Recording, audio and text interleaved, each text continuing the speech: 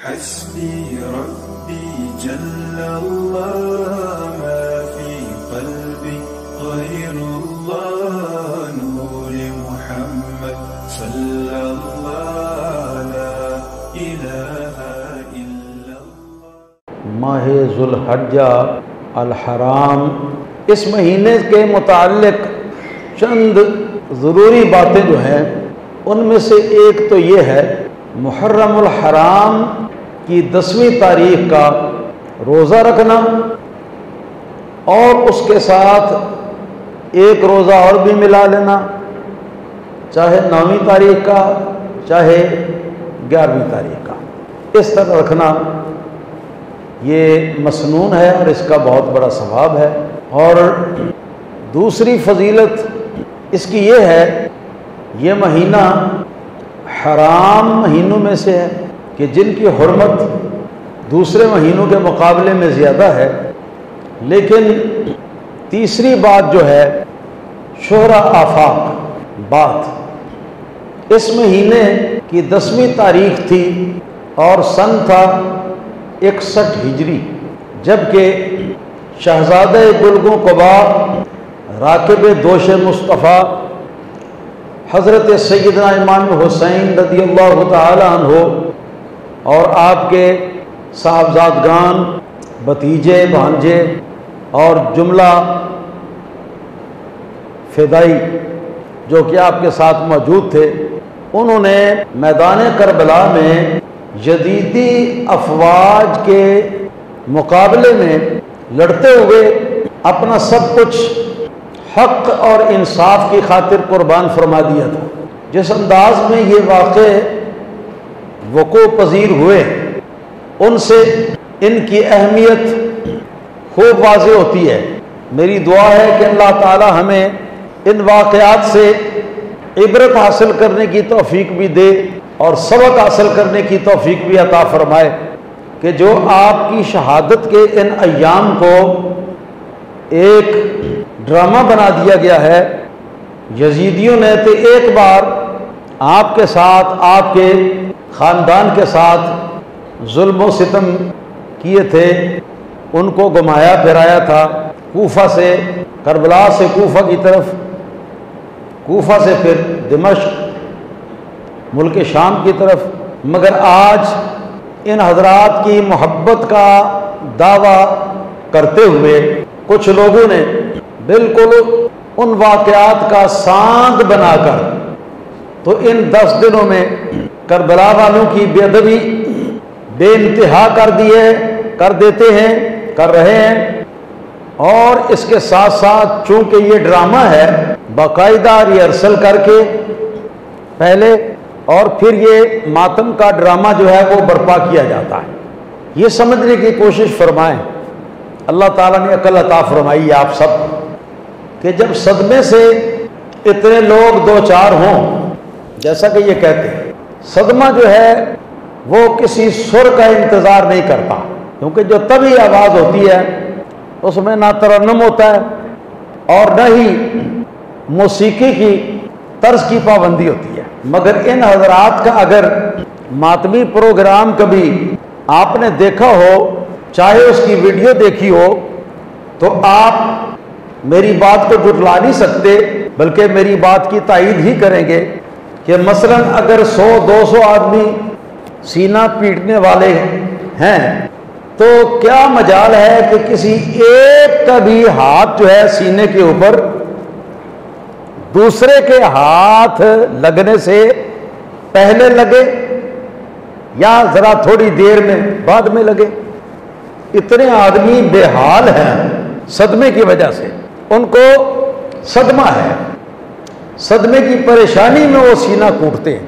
اگر یہ بات ان کی صحیح ہو تو صدمہ پھر ان چیزوں کی باقاعدگی اور موسیقی کی پابندی کا تو یہ موقع نہیں دیتا۔ اس میں تو یہ ہوگا کہ کوئی رو رہا ہوگا، کوئی چلا رہا ہوگا، کوئی ہاتھ مار رہا ہوگا منہ پر، کوئی خاک اٹھا کے سر کے اوپر ڈال رہا ہوگا، کوئی کپڑے پھاڑ رہا ہوگا، کوئی کچھ کر رہا ہوگا، کوئی کچھ کر رہا ہوگا۔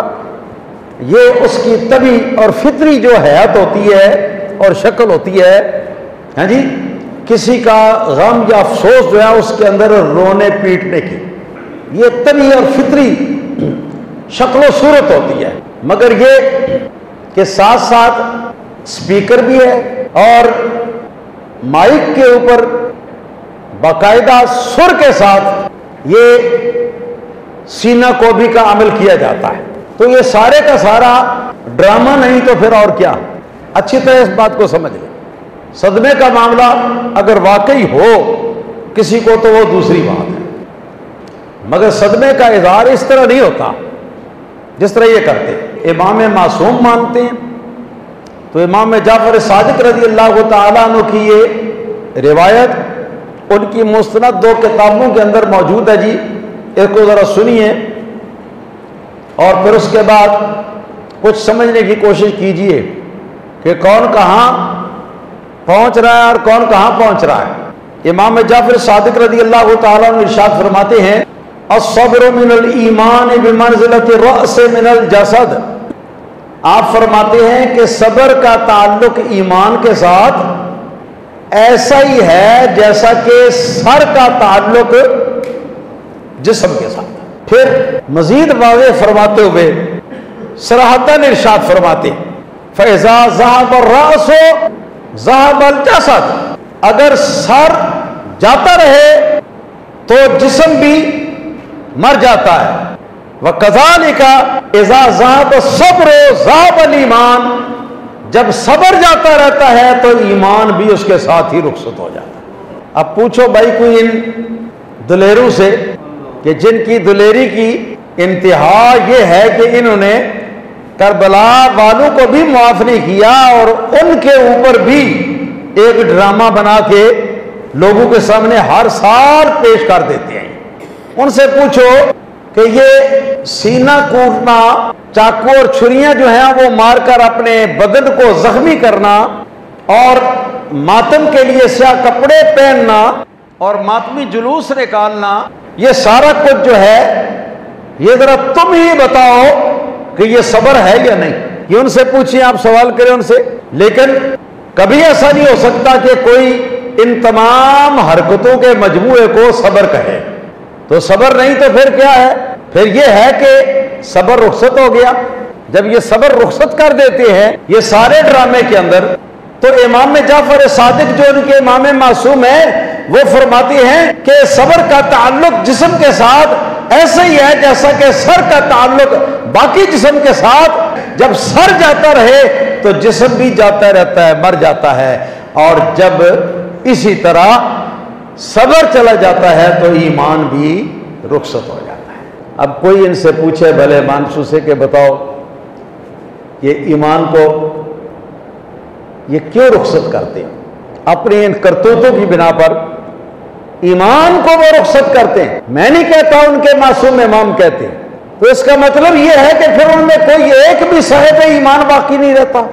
جتنے یہ کام کرنے والے ہیں یہ اس کام پر خوش ہونے والے ہیں اور رو رو کر اس کی داد دینے والے ہیں اس سارے کام کی، ان سب کا یہی حال ہے کہ ان کے اوپر امام جعفر صادق رضی اللہ تعالیٰ عنہ کا یہ فتویٰ ہے کہ ان کا صبر گیا تو ساتھ ہی ان کا ایمان بھی چلا گیا۔ آپ دیکھیں کتنا یہ گھاٹے کا سودا ہے۔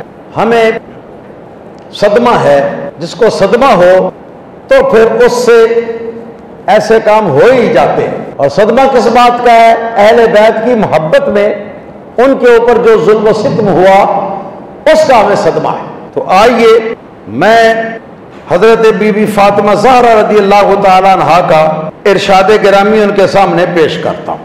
یہ اس وقت کی بات ہے جب حضرت بی بی فاطمہ زہرا رضی اللہ تعالیٰ عنہا کی عین جوانی کے موقع پر حضور نبی کریم صلی اللہ تعالیٰ علیہ وآلہ وسلم، حضور والی دامان امت اور بی بی فاطمہ زہرا رضی اللہ تعالیٰ عنہا کے پیارے ابا جان دنیا سے رخصت ہو گئے۔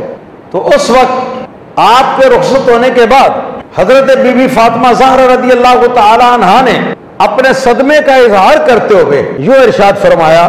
یہ کتاب ہے انہی حضرات کی جس کا نام ہے کافی کتاب الروضہ۔ سیدہ نبی پاک صلی اللہ علیہ وسلم کی وفات کے غم کو ان الفاظ میں بیان فرماتی ہیں، واللہ لولا ان تکون سیئۃ لنشرت شعری ولصرخت الی ربی. یہ انہی حضرات کی کتاب ہے، فرماتی ہے کہ اللہ کی قسم اگر یہ کام گناہ نہ ہوتا تو میں بھی اپنے بالوں کو کھول دیتی اور میں چلا چلا کر سرکار دو عالم صلی اللہ تعالی علیہ وسلم کی جدائی کی مصیبت کے اوپر ماتم کرتی اگر یہ کام گناہ نہ ہوتا. تو جب سارے رسولوں کے سردار، ساری خلقت کے تاجدار، ساری مخلوق کے آقا جناب محمد مصطفیٰ صلی اللہ تعالی علیہ وسلم کا ماتم کرنا بقول بی بی فاطمہ زہرا رضی اللہ تعالی عنہ کے گناہ ہے، تو امام حسین رضی اللہ تعالی عنہ اور ان کے ساتھی کربلا والے جو ہیں یہ حضور کے مقابلے میں حضور سے بڑے تو نہیں ہیں، حضور سے بڑے تو نہیں ہیں، لہذا یہ بھی گناہ ہے. حضرت مولا علی رضی اللہ تعالی عنہ نبی سرکار کی وفات کے وقت فرمایا، کتاب کا نام ہے شرح نہج البلاغہ، یہ تصریف بھی انہی لوگوں کی ہے، ہماری نہیں. اس میں لکھا ہے کہ مولا علی رضی اللہ تعالی عنہ نے ارشاد فرمایا سرکار کی وفات کے وقت، سرکار کے آپ کے جنازے کے پاس کھڑے ہو کر فرمایا کہ لولا انک امرت بالصبر ونہیت عن الجزع لانفضنا علیک ماء الشؤون. وہ بی بی فاطمہ زہرا تھی اور اب یہ حضرت علی مرتضیٰ رضی اللہ تعالیٰ عنہ. پنجتن پاک میں یہ دوسرے حضرت ہیں، پہلے نبی کریم صلی اللہ علیہ وسلم، دوسرے مولا علی، تیسری حضرت بی بی فاطمہ زہرا اور چوتھے حضرت امام حسن اور پانچویں امام حسین رضی اللہ تعالیٰ عنہ اجمعین. دیکھا سرکار کو وفات پائے ہوئے تو عرض کیا کہ پیارے آقا، پیارے مولا یا رسول اللہ صلی اللہ تعالی علیہ وسلم، لولا انک امرت بالصبر، حضور اگر یہ بات نہ ہوتی کہ آپ نے ہمیں مصیبت کے وقت صبر کرنے کا حکم دیا، ونہیت عن الجزع، اور بے صبری اور ماتم اور پٹا کٹی سے منع کیا، اگر یہ بات نہ ہوتی لانفضنا علیک ماء الشیون، تو حضور ہم آپ کا اتنا ماتم کرتے کہ اپنے دماغوں کے پانی خشک کر دیتے. یہ مولا علی رضی اللہ تعالیٰ. پتہ چلا کہ مولا علی کے نزدیک بھی یہ گناہ ہے، مولا علی کے نزدیک بھی یہ بات نافرمانی ہے اللہ تعالیٰ اور اس کے رسول کریم صلی اللہ تعالیٰ علیہ وسلم کی. تو بات کچھ سمجھ میں آئی کہ نہیں؟ سرکار رسالت مآب صلی اللہ علیہ وسلم کی جدائی کی مصیبت کے اوپر یہ سارے کام کرنا جو ہے یہ حرام ہیں، یہ ناجائز ہیں، یہ گناہ ہیں. تو کربلا والے حضرت محمد مصطفیٰ صلی اللہ علیہ وسلم سے کوئی بڑے تھوڑے ہیں. پھر شیعہ محدث محمد بن یعقوب کلینی اور ابن بابویا قمی، فروع کافی جلد نمبر 5 اور حیات القلوب اور جلاء العیون اور دیگر ان کی حدیث کی کتابوں کے اندر اپنی سند کے ساتھ یہ روایت کرتے ہیں کہ ان رسول اللہ صلی اللہ تعالی علیہ وآلہ وسلم قال لفاطمہ علیہ السلام، کہ بے شک رسول اللہ صلی اللہ تعالی علیہ وسلم نے اپنی وفات کے وقت حضرت بی بی فاطمہ زہرا رضی اللہ تعالی عنہا کو یہ حکم دیا، یہ وصیت فرمائی.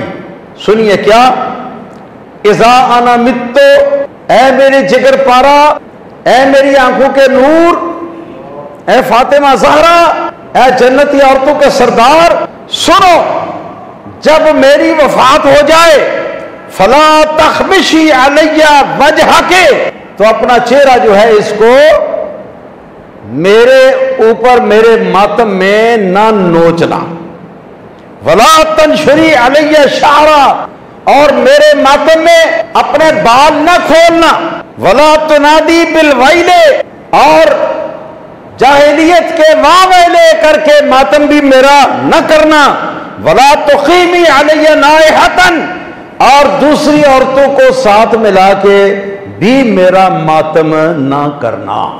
یہ رسول اللہ صلی اللہ علیہ وسلم کی وصیت ہے حضرت بی بی فاطمہ زہرا رضی اللہ تعالی عنہا کو.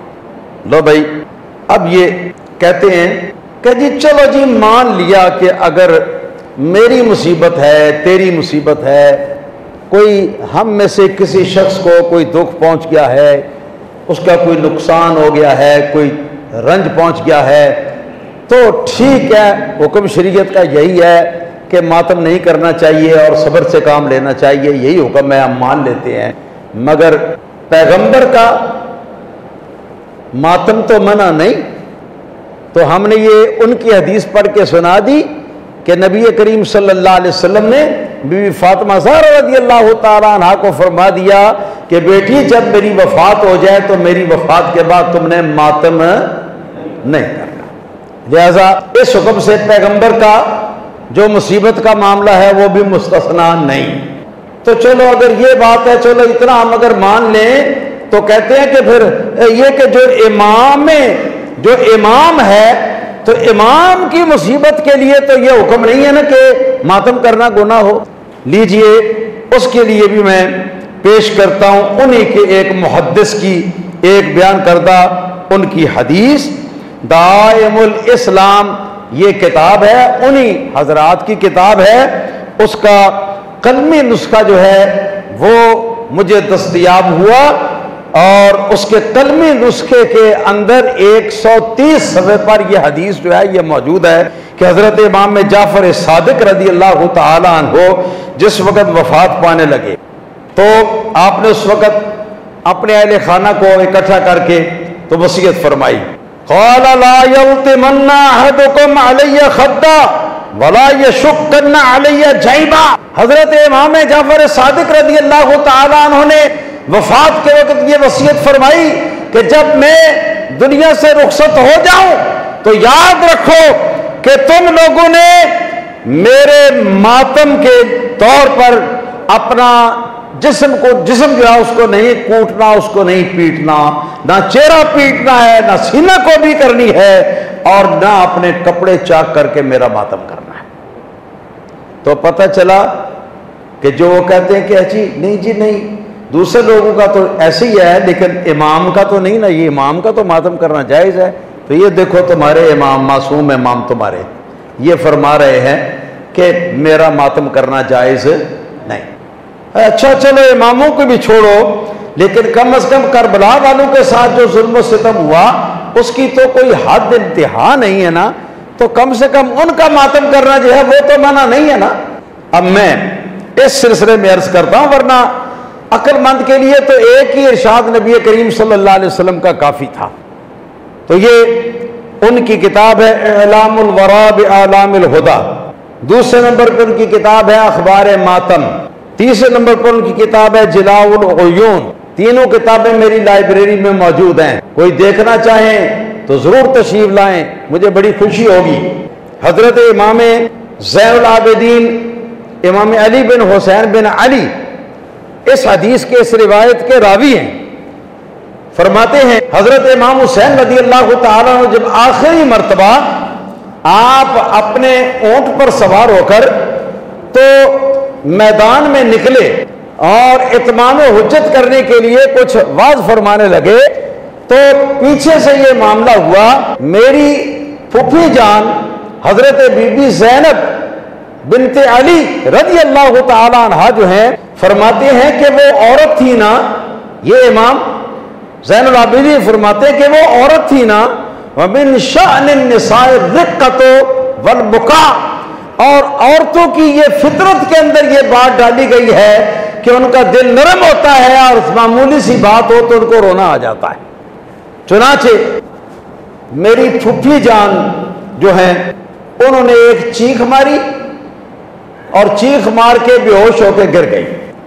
اپنے بھائی کا یہ تنہائی کا یہ صدمہ جو ہے اس کو برداشت نہ کرتے ہوئے کہ بیٹے، بھائی، بھتیجے، بھانجے اور دیگر فدائی سب شہادت پا چکے تھے، اب تنہا آپ رہ گئے تھے یا بیمار زین العابدین۔ تو اس صورتحال کو دیکھ کر تو حضرت بی بی سیدہ زینب رضی اللہ تعالیٰ عنہا ایک دم ان کی چیخ نکلی اور چیخ نکلنے کے بعد بے ہوش ہو کے زمین کے اوپر گر گئے۔ فرماتے ہیں کہ کسی نے حضرت امام حسین رضی اللہ تعالیٰ عنہ کو خبر کر دی تو آپ فوری طور پر واپس تشریف لائے. واپس تشریف لا کے تو آپ نے فرمایا پانی لاؤ. پانی پیش کیا گیا. آپ نے پانی کا چھینٹا حضرت بی بی زینب رضی اللہ تعالیٰ عنہ کے چہرے کے اوپر اور سینے کے اوپر مارا اور کچھ پانی جو ہے وہ آپ کے منہ میں ڈالا. تھوڑی دیر میں ان کو ہوش آ گیا اور اٹھ کے تو وہ بیٹھ گئے. جب بیٹھ گئے اچھی طرح تو پھر حضرت امام حسین رضی اللہ تعالیٰ عنہ نے اپنی ہمشیرہ کو تسلی دیتے ہوئے سمجھاتے ہوئے کچھ باتیں کی اور مختصر یہ ہے، اے ہمشیرہ دیکھ، رسول اللہ صلی اللہ علیہ وآلہ وسلم کی جدائی کا صدمہ ہم سب نے، تم بھی ساتھ تھی، دیکھا، برداشت کیا. پھر مولا علی رضی اللہ تعالیٰ عنہ کا صدمہ بھی ہم نے دیکھا، برداشت کیا. پھر حسن بڑے بھائی کا صدمہ بھی ہم سب نے دیکھا اور برداشت کیا. مگر یہ کیا ہوا کہ اب میری باری آئی تو تیرا حوصلہ، تیرا تحمل اور تیری قوت برداشت کیوں جواب دے گئی ہے؟ پھر فرمایا کہ یا اخت، اے ہمشیرہ، میں تجھے قسم دیتا ہوں اللہ تعالی کی، فابری قسمی، تو میری قسم کو پورا کرنا ہے، تم نے میری قسم کو توڑنا نہیں، کہ لا یذہبن حلمک الشیطان، جب میری بھی وفات ہو جائے تو اے ہمشیرہ تیرے حلم اور تیرے حوصلے اور تیرے صبر کو شیطان نہ لے جائے. پھر فرمایا لا تشقی علی جیبن، میری میت کے اوپر اپنا گریبان چاک مت کیجئے، ولا تخمشی علی وجہن، اور میرے صدمے پر اپنا چہرہ جو ہے اس کو مت پیٹیے، مت نوچیے. ولا تدعی علی بالویل والثبور اذا انا ہلکت، اور جب میری وفات ہو جائے تو جاہلیت کے واہ ویلے ہائے ہائے ہائے ہائے کر کے تو یہ چیخ و پکار جو ہے یہ بھی تم نے نہیں کرنا. یہ حضرت امام حسین رضی اللہ تعالیٰ عنہ کربلا والے ہیں، وہ اپنی وفات کے بارے میں وصیت فرما رہے ہیں اپنے اہل پاک کو. پھر پوچھا کہ بہن میری وصیت سن لی ہے؟ عرض کیا کہ جی ہاں سن لی ہے. تو فرمایا اچھا پھر اب جیسے ہمارے بزرگ اور ہماری امی جان نے صبر کیا تھا اسی طرح تم نے بھی صبر کرنا ہے. جی ٹھیک ہے جی میں صبر کروں گی. اس کے بعد آپ میدان میں تشریف لے گئے حضرت امام حسین رضی اللہ تعالیٰ عنہ. اب نتیجہ کیا نکلا؟ نتیجہ یہ نکلا کہ ماتم کربلا والوں کا بھی نہیں کرنا چاہیے. اور اب آئیے میں آپ کو ایک حدیث ان کی سنا کر مزید تو بات کو ختم کر دیتا ہوں. من لا يحضره الفقيه، یہ ان حضرات کی یہ 4 بنیادی اصولی اور صحیح ترین کتابیں جو اس مذہب کی ان میں سے ایک کتاب ہے من لا يحضر الفقيه. اس کتاب کے اندر یہ لکھا ہوا ہے کہ نہا رسول اللہ صلی اللہ تعالی علیہ وآلہ وسلم عن الرنت عند المصیبت والاستماع الیہا، کہ رسول اللہ صلی اللہ علیہ وسلم نے مصیبت کے وقت ماتم کرنے سے بھی منع فرمایا ہے اور ماتم کرنے والوں کو دیکھنے سے بھی منع فرمایا. یہ ان کی کتابیں ہیں ساری اور انہی کی بات ہے، میں اپنی طرف سے تو کوئی بات کہہ نہیں سکا. تو یہ سارا کچھ عرض کرنا اس لیے ضروری تھا کہ قبل از وقت آپ حضرات کے ذہن میں یہ بات ہو جائے کہ ہرگز ان کے کسی پروگرام کو اٹینڈ نہیں کرنا، ہرگز ان کے کسی پروگرام کو بطور تماشا بھی نہیں دیکھنا. کہ کیا تماشا آپ رسول اللہ صلی اللہ علیہ وسلم کی حال کا دیکھو گے؟ الیاذ باللہ تعالی، الیاذ باللہ تعالی، توبہ توبہ توبہ توبہ. اور اسی طرح ان کی کسی مجلس کے اندر کسی محفل کے اندر بھی شمولیت ہرگز نہ کرنا. اور اسی طرح اگر ان کی کسی ذاکر ماکر اور ادھر ادھر والے کی کوئی اگر کیسٹ چل رہی ہے، اگر کوئی اس کی ویڈیو چل رہی ہے تو اس کو بھی ہرگز سننا نہیں ہے. وعدہ ہوا؟ کیوں جناب؟ میں وعدہ کرتا ہوں آپ خود بھی ایسا نہیں کریں گے. جی جی اچھا یہ بھی وعدہ فرمائیں کہ اپنے گھر کی عورتوں کو بچوں کو بھی نہیں سننے دیں گے، نہیں دیکھنے دیں گے. وعدہ ہو گیا؟ انشاءاللہ تعالی اگر اسی طرح وعدہ کر کے اپنے مسلک کا کام آپ حضرات کرتے رہیں گے تو انشاءاللہ تعالی میں سمجھوں گا اور یقین کروں گا کہ آپ کا مسلک جو ہے وہ تیزی سے ترقی فرمائے گا۔ وآخر دعوانا الحمدللہ رب العالمین۔